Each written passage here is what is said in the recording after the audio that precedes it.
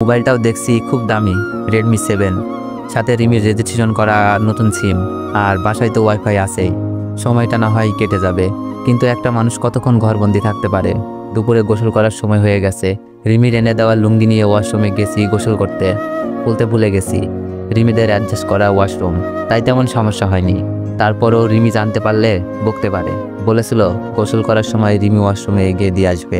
তাছাড়া সাপোর্টার আছে, ভর দিয়ে চলার জন্য রিমি এনে দিয়েছিল কিছুদিন আগে। এখন মনে হয় হাঁটতে পারবো আমি একাই।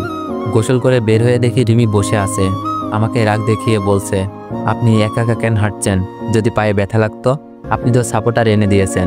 আমার মনে হয় কেউ হেল্প করতে হবে না, একাই চলতে পারবো। এগিয়ে যাওয়ার আগেই রিমি উঠে এসে আমার হাত ধরল। রিমি বলল, বেশি বুঝেন না, আসুন। কি রাগ দেখাচ্ছে, মনে হচ্ছে কতদিনের পরিচয় আমাদের। আসলে ভালো মানুষগুলো এমনই হয়, ওরা ধনী গরিব বড় ছোট কিছুই বোঝে না। ওরা বোঝে শুধু মানুষের বিপদে এগিয়ে যেতে হবে। আর ভালো মানুষগুলো অল্পতেই মানুষকে আপন করে নিতে পারে। কারো কারো চোখে এগুলো খারাপ দেখায়, আসলে এগুলোই হলো মানব প্রেম। আমি বললাম, একটা কথা বলবো? রিমি বলল, জি বলেন। ততক্ষণে আমি বিছানায় বসে আছি। আমি বললাম, রুমে থাকতে থাকতে কেমন যেন লাগছে। এমনিতেই মন খারাপ আব্বু আম্মুর জন্য। আজ বিকেলে কি আপনাদের ছাদে নিয়ে যাবেন? রিমি বলল, আপনাকে তো হাঁটতে মানা করছে, বারান্দায় বসে গল্প করব, মন ভালো হয়ে যাবে, ওকে? আমি বললাম, আচ্ছা ঠিক আছে। আচ্ছা, আমি খাবার নিয়ে আসছি, প্রস্তুত থাকেন। রিমি খাবার আনতে চলে গেল। বুঝি না এমনও ভালো মিশুক মেয়ে হয়। আপনাদের কি মনে হচ্ছে এগুলো শুধু গল্পতেই সম্ভব? না, এগুলো সম্ভব, আমার সাথে এমনই হচ্ছে। দুপুরে খাবার খেয়ে নিলাম। আমি যেই রুমে থাকি এখানে বারান্দাও আছে, আজ প্রথম জানলাম। বিকেলে রিমি আসলো গল্প করার জন্য। রিমি বলল, কি করছেন? আমি বললাম, কিছু না, শুয়ে আছি। রিমি বলল, বারান্দায় যাবেন না? না, রুমেই থাকি, পাটা যত তাড়াতাড়ি ভালো হয় ততই মুক্তি। ভেবে দেখলাম এমনিতেই অনেক কষ্ট হচ্ছে এদের, এখন হাঁটতে গিয়ে যদি পায়ে ব্যথা পেয়ে যাই। রিমি বলল, আচ্ছা আপনি লেখাপড়া করেন? মন খারাপ করেই বললাম, কলেজে উঠেছিলাম। রিমি বলল, আমিও তো। ভালোই হলো, তাহলে আমরা ফ্রেন্ড, ওকে? আমি বললাম, কি বলেন, আপনার সাথে ফ্রেন্ড? রিমি মন খারাপ করে বলল, কেন, আমাকে পছন্দ হচ্ছে না? আমি বললাম, কি বলেন, আপনার মতো মেয়ে হয় নাকি? রিমি বলল, তাহলে তুমি করে বলবা, ওকে? আমি বললাম, আমি আপনি করেই বলবো, আপনি তুমি করে বললেন। রিমি বলল, না, ফ্রেন্ডকে কখনো আপনি বলা যায় না। আমি বললাম, আচ্ছা তুমিই বলবো। রিমির সাথে গল্প করতে করতে রিমির জীবনের খারাপ সময়ের কথা শুনতে পাই।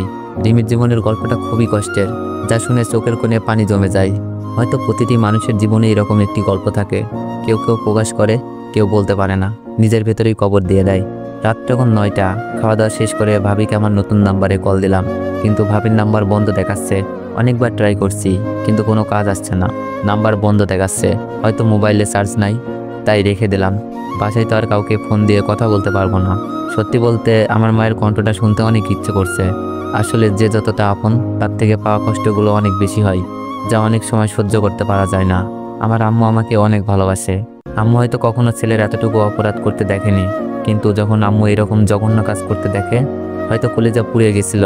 আম্মু পারে নাই নিজের চোখে দেখে বলতে, আমার ছেলে এমন না, সে এমন করতেই পারে না। আমি যখন পড়তে পড়তে অনেক রাত করে ফেলতাম, আম্মু আমার রুমে এসে বসে থাকতো। কখনো দুধ গরম করে দেয়, কখনো কফি এনে দেয়। যদি কখনো বলতাম, আম্মু আজ খাবো না, ভাল লাগছে না, আম্মু আমাকে নিজের হাতে খাইয়ে দিত, আর বলতো রাতের খাবার না খেয়ে ঘুমাতে নেই। খেতে বসলে সবচেয়ে ভালো খাবারটা আমাকে দিত। আব্বুর দেওয়া হাত খরচের পরেও আম্মু আমাকে অনেকগুলো টাকা ধরিয়ে দিত, আর বলতো আমার ছেলেটা না খেয়ে শুকিয়ে যাচ্ছে। আজ মায়ের আবদারগুলো খুব মনে পড়ছে। আম্মু বেঁচে থাকতেই আম্মু বলার অধিকারটা হারিয়ে ফেলছি। এর থেকে আর কষ্টের কি হতে পারে আমার জানা নেই। হয়তো যাদের মা নেই তারাই বুঝবে মাকে মনে পড়া কতটা কষ্টের। পরের দিন সকালে ফ্রেশ হয়ে নাস্তা করে ভাবির নাম্বারে আবারও কল দিলাম, কিন্তু এখনও নাম্বারটা বন্ধ পাচ্ছি। ভাবির মোবাইলে কি হলো? মন খারাপ করে বসে আছি। রিমি এসে বলল, অনেক মন খারাপ কেন? মন খারাপ করে বললাম, ভাবির নাম্বারটা বন্ধ পাচ্ছি কাল রাত থেকে। রিমি বলল, মন খারাপ কইরো না, হয়তো মোবাইলে কিছু একটা হয়েছে। আমি বললাম, কি জানি। রিমি বলল, অনেক, তোমার সাথে দেখা করতে আমার একটা ফ্রেন্ড এসেছে। আমি বললাম, আমার সাথে কে দেখা করবে? রিমি বলল, আমার এক ফ্রেন্ড। বললাম না। আমি বললাম, কিন্তু আমার সাথে কেন দেখা করবে? আমি তোমার কথা বলেছিলাম, তোমার জীবনের গল্প বলেছিলাম। তোমার গল্প শুনে তোমার দেখার জন্য পাগল হয়ে গেছে। এমন ভালো মানুষকে না দেখে নাকি ঘুমাতে পারছে না। রিমির কথা শুনে কেমন যেন হাসি পাচ্ছে, কিচ্ছু বললাম না। রিমি মেয়েটাকে রুমে নিয়ে আসলো, মেয়েটার সাথে কথা হলো, খুব ভালো লাগলো কথা বলে। মানুষের কষ্ট বোঝার মতো মন আছে মেয়েটার। বিকেলে ভাবিকে আবারও ফোন দিলাম, কিন্তু একই অবস্থা, বন্ধ পাচ্ছি। এভাবে কেটে গেল 2 দিন, কিন্তু ভাবির ফোন এখনো বন্ধ পাচ্ছি। বাসার সাথে যোগাযোগ কি তাহলে একেবারেই বন্ধ হয়ে গেল? তোমার প্রতি অনুভূতি গল্পের 6 নম্বর পার্ট। আর এই পার্টটি অনেক বেশি ইন্টারেস্টিং হতে চলেছে। তো চলুন বেশি কথা না বলে গল্প শুরু করা যাক। কিন্তু কেন, কি হয়েছে কিছুই বুঝতে পারছি না। এভাবে কেটে গেল 2 দিন। এখন আমি মোটামুটি হাঁটতে পারি সাপোর্টারগুলো নিয়ে। রিমির সাথে সম্পর্ক বন্ধুত্বের মতো হয়ে গেছে। আর আন্টির পরিবারও আমাকে একজন সদস্য মনে হচ্ছে। আর এই কয়েকদিন ভাবির নাম্বার বন্ধ পেয়েই যাচ্ছি। আজ রিমির আব্বু বাসায় এসেছে, আমাকে দেখে গিয়েছে, আমার সব রকমের হেল্প করবে বলে গিয়েছে। তিনি বলেছেন আমাকে নাকি ওনার অফিসে চাকরি দেবে, এখানে থেকে লেখাপড়ার পাশাপাশি চাকরি করতে। কথাটা শুনে খুব খুশি আমি। কিন্তু ভাবির মোবাইলে কি হয়েছে সে চিন্তায় ঘুমাচ্ছে না। রাতে খাবার খাওয়ার পর ভাবির নাম্বারে আবার কল দিলাম, রিং হচ্ছে। আমি উত্তেজিত হয়ে যাই, মোবাইল কি ঠিক হলো? ভাবি ফোন রিসিভ করে বলল, হ্যালো, আসসালামু আলাইকুম। আমি বললাম, ভাবি আমি অনিক, কেমন আছো? তোমাকে ফোনে পাই না কেন, মোবাইল বন্ধ দেখায়? ভাবি বলল, অনিক আমি ভালো নেই। তাই বলেই ভাবি অযোধ্যায় কান্না করতে শুরু করে দিল। আমি বললাম, কেন ভাবি, কি হয়েছে আমাকে বলো? ভাবি কান্না সুরে বলল, বাসায় আমাকে নিয়ে নানা রকমের কথা চলছে। আমি বললাম, কি কথা, আর মোবাইল বন্ধ ছিল কেন? ভাবি কান্না করছে আর বলছে, তোমার সাথে ওই দিন কথা বলার পর তোমার ভাইয়া শুনে ফেলে আমি যে তোমার সাথে কথা বলতেছি। তাই সে আমাকে পতিতা, রাস্তার মেয়ে, আরো কত কি বলে বকা দিছে। আমি বললাম, আমার সাথে কথা বলছো বলে তুমি পতিতা হয়ে গেলা? কথাটা শুনে খুব খারাপ লাগছিল। ভাবি বলল, বলে তোমার মতো ধর্ষক যে চাচাতো বোনকেও ছাড়ে নাই, তার সাথে কোনো ভালো মানুষ কথা বলতে পারে না। যাদের চরিত্র খারাপ তারা এইসব ছেলেদের সাথে কথা বলে। আমার নাকি তোমার সাথে অবৈধ সম্পর্ক আছে। বাসায় সবাইকে ডেকে বলতে থাকে। ভাবির কান্না আর অপবাদে আমারও কান্না আসছে। কারো ভালো করতে গিয়ে কারো খারাপ করে ফেললাম না তো? আমি বললাম, তারপর কি হলো? তারপর আমাকে বাসার সবাই নানা রকমের কথা বলতে থাকে, সাথে মিথিলাও। আমি সবাইকে বলি তুমি নির্দোষ ছিলে, তোমার কাছে ভিডিও ছিল, কিন্তু মিথিলা সুমিত জামের সম্মানের কথা ভেবে বলি নাই, আমাকেও বলতে দেয় নাই। ভাবির কান্নার কারণ হয়ে দাঁড়ালাম আজ। মিথিলাও কথা শোনাচ্ছে ভাবিকে, যার জন্য এত কিছু সে এখন সাধু। এই কথা শোনার পরে সবাই তোমার ভাইয়ার সাথে তাল মিলিয়ে আমাকে বাসা থেকে বের করে দেয়। আমি এখন আম্মুর বাসায় আছি। এখানে আসার পর আম্মু আমাকে নানা কথা বলছে অনেক। এটা আমি কি করলাম? নিজের ভাবির সংসার ধ্বংস করে দিলাম। আমি কিছু বলতে পারছি না, শুধু কান্না করছি। আমার জন্য ভাবির সংসার ভেঙে যাচ্ছে। ভাবি বলল, অনেক কান্না করছো কেন? কান্না করছি আর বলছি, ভাবি আমাকে মাফ করে দিন প্লিজ, আমার জন্য তোমার সংসার ভেঙে গেল। ভাবি বলল, অনেক এইসব নিয়ে ভেবো না, তুমি ভালো আছো তো?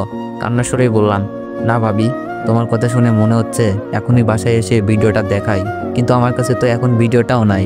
অনেক আমাকে নিয়ে চিন্তা করো না, আম্মু আসছে, পরে তোমাকে ফোন দিব। ভাবি ফোনটা রেখে দিল। ভাবির জীবন আমি কাল হয়ে গেলাম। ভাবির জীবন সুন্দর, আর মিথিলাকে শাস্তি দিতে ভিডিওটা আমার লাগবেই, যা মোবাইলের সাথে সাথে হারিয়ে গেছে। তাহলে কি আমাদের আর নির্দোষ হলো না, নাকি সারা জীবন অপবাদ নিয়ে বেঁচে থাকতে হবে?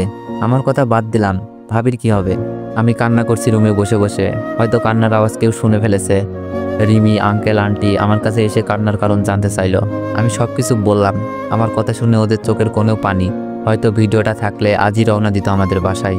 ওরা নিজেদের অপরাধী মনে করছে। তাদের ছেলেকে বাঁচাতে গিয়ে মোবাইলটা ভেঙে যায়। মোবাইলে মেমোরিও ছিল না যেখানে এটা থাকতে পারে। আমি তাদের বলি, এটা আমার ভাগ্য মাত্র, হয়তো আল্লাহ এর থেকে ভালো কিছু দিতে চাচ্ছে। এভাবে কেটে যায় 2 দিন। ভাবির সাথে প্রতিদিনই কথা হয়। ভাবি চাচ্ছে সবকিছু যেন আগের মতো হয়ে যায়, কিন্তু ভাবিও জানে আমার কাছে ভিডিওটা নাই, তাই আল্লাহ ভরসা বলেই থাকতে হচ্ছে। কিন্তু আজ নিজেকে বড় মনের মনে না হয়ে একটি পরিবারের ধ্বংসের কারণ মনে হচ্ছে। মিথিলাকে সম্মান নিয়ে বাঁচাতে এই ত্যাগ স্বীকার করলাম। আজ মিথিলা ভাবিকে কথা শোনাই। মিথিলা সবকিছুই ঠিকঠাক আছে, শুধু আমাদের পরিবারে নেমে এসেছে কষ্টের ঝড়। বিকেলে হাঁটতে হাঁটতে ছাদে যাই। আজ প্রথম কষ্ট করে হলেও ছাদে আসলাম। রুমের ভিতরে কষ্টগুলো বের হচ্ছে না, একটু পর পর আমাকে হানা দিচ্ছে। কাউকে কিছু না বলেই চলে গেলাম। ছাদে গিয়ে দেখি ওই দিনের মেয়েটা। আমাকে দেখেই বলল, কেমন আছেন? আমি বললাম, আলহামদুলিল্লাহ ভালো, আপনি? মেয়েটা বলল, ভালো, আপনার সাথে একটা কথা ছিল। আমি ভয় পেয়ে যাই। আমি ভয়ে বললাম, কি কথা? রিমি আপনাকে ভালোবাসে, কিন্তু বলতে পারছে না, তাই আমাকে বলাতে বলল। মেয়েটার কথা শুনে খুব অবাক হলাম। মন খারাপ করেই বললাম, আমি আসলে মজা করার মুডে নেই। মেয়েটা বলল, বিশ্বাস হচ্ছে না? এই তো রিমি এসেছে। রিমি মনে হয় ছাদে এসেছে আমাকে খুঁজতে। রিমি আমার কাছে আসলো আর মেয়েটার সামনেই আমাকে বকতে লাগলো। রিমি রাগ দেখিয়ে বলল, এই আপনি কি কিছু বুঝেন না? একা একা ছাদে চলে আসছেন, আমাকে বলতেন নিয়ে আসতাম যদি কিছু হয়ে যায় আপনার। আমি কিছু বলছি না, শুধু অবাক হয়ে রিমির কথা শুনছি। রিমি কি সত্যি আমাকে ভালোবাসে? তাহলে এভাবে কেন শাসন করছে? রিমি বলল, কি হলো, কথা বলছেন না কেন? আমি বললাম, কাউকে বিরক্ত করতে চাই না, একা একা চলে এসেছি। রিমি বলল, বিরক্ত মানে? একটা দিমু ধইরা। মেয়েটা রিমিকে বলছে, রাখ রাখ মারপিট পরে করিস, আগে তো প্রপোজ কর। রিমি মুখ চেপে বলল, কি বলিস এসব? মেয়েটা বলল, আমি সব বলে দিছি, দুলাভাই বিশ্বাস করছে না, তুই নিজের মুখেই বল। মেয়েটার কথা শুনে রিমির মুখ লাল হয়ে গেছে লজ্জায়। রিমি বলল, অনিক, আমি তোমাকে ভালোবাসি, তুমি কি আমাকে তোমার ওই বড় মনে জায়গা করে দিবা? রিমির কথা শুনে যেমন খুশি হয়েছি তেমনই চিন্তায় পড়ে গেছি। রিমির ব্যবহার, আমার প্রতি ভালোবাসার টান, সেগুলো আগেই লক্ষ্য করেছি। যা দেখছি, রিমির মতো মেয়েকে জীবনসঙ্গিনী হিসাবে পাওয়ার আকাঙ্ক্ষা জাগে। কিন্তু আমি ভাবছি অন্য কথা। রিমিকে পরে বলবো বলে ছাদ থেকে চলে আসি আর ভাবতে থাকি রিমির সাথে রিলেশনে যাওয়া আমার ঠিক হবে কিনা। তো এভরিওয়ান, নেটওয়ার্ক চাইলে একটু বেশি বেশি কমেন্ট করুন আর একটু বেশি বেশি কপলিং করে দিও। আর যারা যারা ইউটিউব থেকে ভিডিওটি দেখছেন সবাই একটু সাবস্ক্রাইব করে দিন। ধন্যবাদ।